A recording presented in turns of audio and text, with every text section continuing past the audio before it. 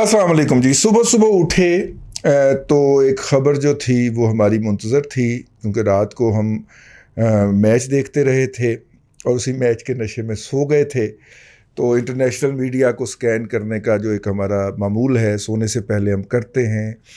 Al Jazeera, TRT और fox वगैरह की जो रन डाउन होता है उसके ऊपर नज़र डालते हैं और उनमें से कोई चीज़ समझ आए तो उसको सुन भी लेते हैं। अगर मतलब कोई चीज़ अपने मुतल्लिक़ लगे तो उसको सुन लेते हैं। ये एक्सरसाइज नहीं कर सके। जब अगले दिन सुबह पीर के दिन आँख खुली और फिर हमने कहा कि वो रात एक्सरसाइज नहीं हो सकी थी, तो सामने ही माशाल्लाह पड़ा हुआ था। माशाल्लाह लग गया जी। अफ्रीका के अंदर जो वंस ये एक दफ़ा ये अफ्रीका का सबसे बड़ा मुल्क होता था, सूडान के साथ मेरी वाबस्तगी इस वजह से भी थोड़ी सी रही है अपने कैरियर के दौरान कि 1993 के अंदर जब पहला फॉरेन विज़िट था मेरा वो सूडान का हुआ। वहाँ पे कोई कॉन्फ्रेंस हो रही थी और वो कॉन्फ्रेंस जो थी वो मतलब कि उसके अंदर दुनिया भर से इस्लामी तहरीकों के नुमाइंदे शरीक हो रहे थे। हम पाकिस्तान से गए थे एज ए जर्नलिस्ट, मैं और मेरे साथ अनवर इकबाल साहब थे जो आजकल डॉन के नुमाइंदे होते हैं वाशिंगटन में। हम दो पाकिस्तान से सहाफ़ी गए थे इस काम के लिए, मीडिया कवरेज के लिए। मीडिया कवरेज क्या थी, अपनी लर्निंग ज़्यादा थी। मुझे जो उस वक्त माहौल लगा था वो बिल्कुल वैसा ही था कि जैसे जब ज़ियाउल हक साहब ने मार्शल लगाया था तो उन्होंने 9 सितारों वाली सारी पार्टियों को अपनी काबीना का रुकन बना लिया था। तो उस वक्त मुझे लगा कि वो वाली पार्टियां जो पाकिस्तान में हैं उनकी हम मनसब पार्टियां जो कि सूडान में हैं, वो उस वक्त के जनरल हसन उमर अल बशीर साहब के उसी तरह दुमछले बने हुए हैं जिस तरह के कुछ अर्सा हमारे यहाँ कुछ अर्सा ही हुआ था, वहाँ पे ज़रा थोड़ा सा ज़्यादा हो गया। तो लेकिन और वो जो हैं वो बिल्कुल उसी फेज़ में से गुज़र रहे थे और उसी तरह छलांगे टपूसियाँ लगा रही थी वो पार्टियाँ और उनके लीडर। सवारत दहब साहब जो हैं, सवारत ज़हब हम उनको लिखते हैं चूँकि अरबी में ज़े को दाल बोला जाता। तो सवारत दहब साहब जो थे उनको हटाया था हसन उमर अल बशीर साहब ने। तो हसन उमर अल बशीर साहब ने उनको हटाया तो सवारत दहब साहब जो थे वो भी बेसिकली जर्नल ही थे। वो भी माशाल्लाह क्या है, उन्होंने उठाया और उसके बाद फिर हसन उमर अल बशीर साहब ने दुनिया जिधर की जिधर चली जाए पीछे मुड़ के नहीं देखा। आखिरकार अमेरिकन ने आके 9/11 के बाद उनके मुल्क के ऊपर इक़्तिसादी पाबंदियाँ भी लगाईं और इक़्तिसादी पाबंदियों के अंदर उनका मुल्क 2 हिस्सों में तकसीम कर दिया गया। अफ्रीका का रकबे के एतबार से सबसे बड़ा मुल्क जो था उसको शुमाली सूडान और जनूबी सूडान तक महदूद कर दिया गया और हम जिसकी बात कर रहे हैं वो शुमाली सूडान है। जनूबी सूडान के अंदर ये दावा किया अमेरिका ने अलग करने से पहले कि शुमाली सूडान जो मौजूदा सूडान है इसकी फ़ौजें जाके कत्लो गारतगरी करते हैं, जबकि ये बुनियादी तौर पे ये काम जनरल ग्रेंग जो कि जनूबी सूडान के एक बहुत बड़े गुरिल्ला फाइटर बन गए हुए थे। सूडान के पास ना इतने वसाइल थे ना इतनी फ़ौज थी कि वो अपनी सरहदों का दिफा कर सकता। तो फ़ौज ने यह मौका गनीमत जाना हुआ था कि वो खर्तूम पे काबज़ रहे और लोगों को जो है वो करती रहे। सूडानियों के ज़ाती रवैये जो हैं वो बड़े दिलचस्प हैं। वो उन्होंने जब किसी के ख़िलाफ़ एहतजाज करना होता था तो सूडान खर्तूम ही उनका सबसे बड़ा शहर है। दरिया नील गुज़रता है और दरिया नील सूडान में जाके तो काला और जो है सुरख नील जो है वो अबियज़ और असवद जो है वो आपस में मिल जाते हैं और वो बड़ा मंज़र है जी। वहाँ पे जाके हमारा वो जो था कश्ती वाला, क्या उसको कहते हैं, वो उसने जाके कश्ती खड़ी कर दी तो अजीब मंज़र था। इधर से एक रंग का पानी गुजर रहा है, इधर से दूसरे रंग का। ठीक। अच्छा, कॉफ़ी के साथ मूंगफली खाने का रिवाज है। मूंगफली मेरी फेवरेट डिश रही है हमेशा। यानी मेरे साथ तो ऐसे लोग हाथ कर गए हैं कि गुज़िश्ता 3 साल से उन्होंने मुझे व्हाट्सएप पे इंगेज किया हुआ है और जो भी सवाल होता है वो भेजते हैं और 3 साल से ये वादा कि हम आपके घर में मूंगफली पहुँचाएँगे, लेकिन हकीम साहब ने मूंगफली नहीं पहुँचाई। मूंगफली के कसीदे वो मुझे हर साल पढ़ के सुनाते हैं, लेकिन हकीम साहब ने आज तक मूंगफली नहीं बचाई। ठीक है। और कोई भी सवाल उनको समझ ना आ रहा हो सियासत का कि एक ही होया फौरी तौर पे पूछ देना, अपना राइट समझ देंगे, पहले मेरा जवाब देता जाए। ठीक है, ठीक है। और अगर मैं जवाब ना दूँ तो हल्की फुल्की डांट भी कर देते हैं, शिकवा नुमा डांट है। ठीक। मूंगफली 3 साल की नहीं पहुँचाई उन्होंने। खैर ये तो एक जुमला मुतरज़ा हो गया। तो मूंगफली के साथ हम दरिया नील के किनारे बैठे हुए थे तो आइडिया हुआ कि अंदर जाके देखा जाए तो वहाँ के लोगों का एहतजाज का बड़ा अजीबोगरीब रवैया है। दरिया नील दरमियान में से गुजरता है, एक तरफ जो है वो दरमान है और एक तरफ जो है वो खर्तूम है।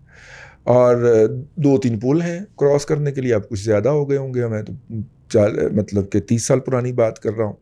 تو وہ دریائے نیل کے کنارے آ کے وہاں کی سویلین پاپولیشن کی احتجاج کی بات کر رہا ہوں, وہ بیٹھ جاتے ہیں.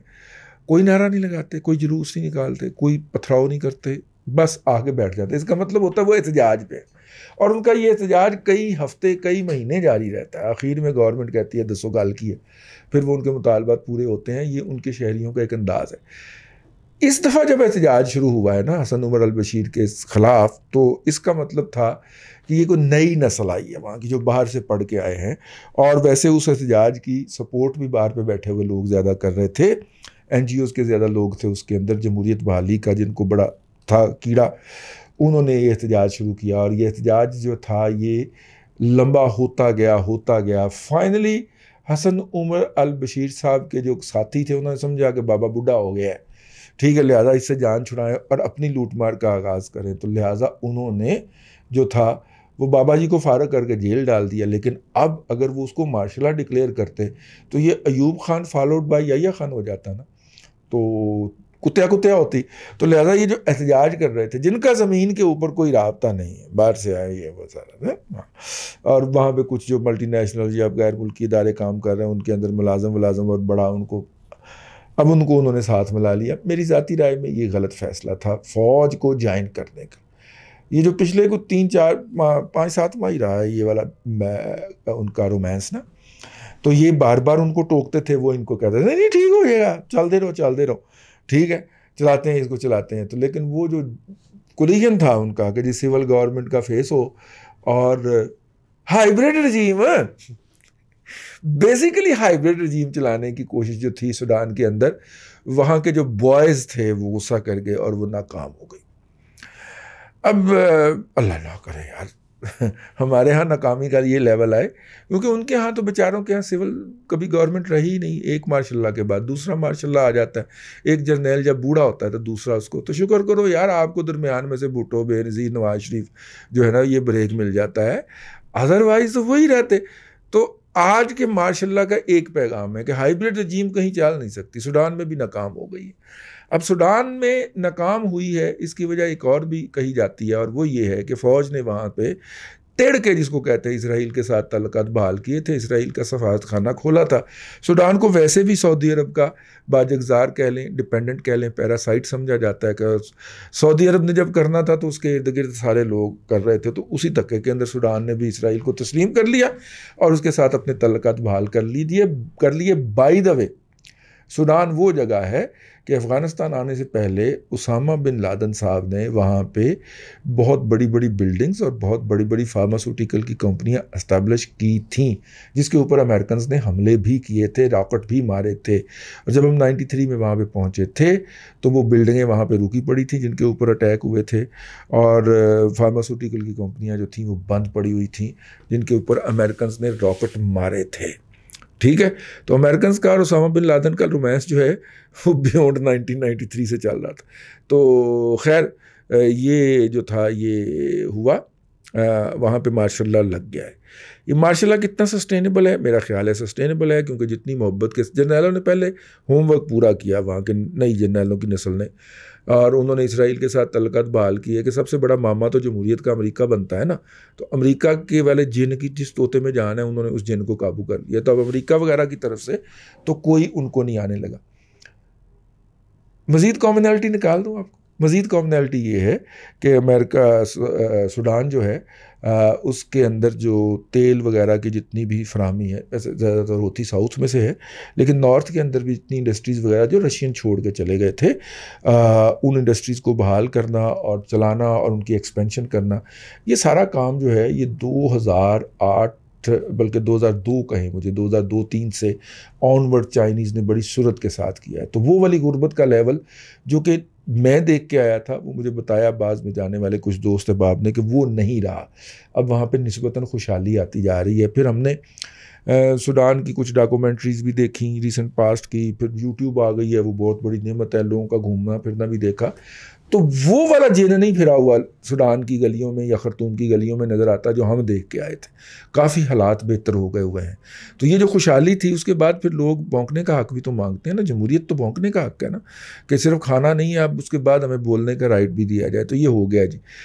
لیٹس ہوپ جس طرح سوڈانی احتجاج کرتے ہیں اس طرح تو جمہوریت نہیں آنے لگی وہاں پہ. وہ چپ کر کے بیٹھ جائیں گے تو فوجی کہیں گے بیٹھے رہو، آپ بھوکے مرو گے. ٹھیک ہے. اور جو ہے پچھلے دنوں کچھ ٹارگٹ کلنگز بھی وہاں پہ ہوئی ہیں. طریقہ کار وہی ہے. ہاں ٹھیک. بھوٹان والا طریقہ کار، میں گستاخی کر سکتا ہوں، طریقہ کار بھوٹان والا ہی ہے. وہاں پہ کچھ پولیٹیکل کلنگز بھی ہوئیں. عالمی میڈیا میں ہلکا پھلکا اس کا شور مچا. جب انہوں نے چیک کر لیا کہ پولیٹیکل کلنگز کے اوپر بھی عالمی میڈیا نہیں بولنے دیا اسرائیل نے، تو پھر وہ آ گئے کھل کے میدان کے اندر. انہوں نے وزیر اعظم کو تاحال گرفتار کر کے کسی نامعلوم مقام پہ وزیر اعظم اس کی کابینہ کو محدود کر دیا ہے. اب اس میں سے کوئی آپ جیسا شرپسند جو ہے وہ کامنالٹی ڈھونڈنے نکل جائے تو میرا ذمہ پوش پوش، میرا ذمہ پاک پاک. میں نے نہیں کوئی ایسی بات کہی، لیکن وہاں پہ مارشل لا لگ گیا. ایک ایسی افریقی نیشن جو جب رشین بلاک میں تھی تو تب بھی فوجی حکومت اس کے نصیب میں تھی، اور جب وہ رشین بلاک ٹوٹ گیا اور وہ چائنا کے زیر اثر آئی تو پھر بھی یہ ہے. کچھ احباب کا خیال ہے کہ یہ سارا ڈرامہ جو ہے وہاں پہ بڑھتے ہوئے چائنیز انفلوئنس کو ختم کرنے کے لیے رچایا گیا ہے، کیونکہ وہاں کے لوگ آنیسٹلی سمجھتے ہیں کہ ان پہ خوشحالی جو آئی ہے وہ چائنا کی وجہ سے آئی ہے، اور امریکنز جو ظاہر ہے کہ چائنا کو محدود کرنے پوری دنیا میں نکلتے ہیں. تو لہذا اشارہ کر دیا گیا فوج کو کہ یہ ذرا تھوڑا سا نا ان کو سبق سکھائیں، اور یہ جو سول قیادت جو بھاگ بھاگ کے چائنا کے چردوں میں گھس رہی ہے اس کو ذرا پکڑ کے اس کی اوقات پہ واپس لائیں. تو پھر جرنیلوں کو تو بس اشارے کی ضرورت ہوتی ہے. وہ جو خواتین ہیں نا ہمارے سب کانٹیننٹ کی، وہ کہتی ہے اللہ میاں تو میرے میاں کو دے دے، اس سے میں خود ہی لے لوں گی. ٹھیک ہے. اسی طرح کا وہ ہوا ہے. جرنیل کہتے ہیں کہ بھائی جان آپ بس ایک اشارہ دے دیں، تھاپڑا دے دیں، مال ہم خود ہی بنا لیں گے. ٹھیک ہے. تو مال سوڈانی جرنیلوں کی بات ہو رہی، سوڈانی جرنیل مال خود ہی بنا لیں گے. امریکہ بادر نے تھاپڑا دے دیا ہے. یہ کام ہوئے تقریباً اس وقت جب میں ولاگ کر رہا ہوں تقریباً 18 گھنٹے سے 24 گھنٹے ہو چکے، لیکن ابھی تک کسی بھی جمہوریت کے ممے اور چیمپئن کا بیان اس پہ نہیں آیا. سمجھتے گئے ہو گے. اللہ آپ کو آسانی عطا کرے. میں نے کہا ایک ذرا تھوڑا سا اپڈیٹ دے دیا جائے. سملیرٹی نہیں ڈھونڈنی ہے، پاکستان کا مستقبل قریب کا نقشہ اس میں سے نکالنے کی کوشش نہیں کرنی ہے. اللہ آپ کو آسانی عطا کرے اور آسانیاں خلق خدا میں تقسیم کرنے کی توفیق عطا کرے.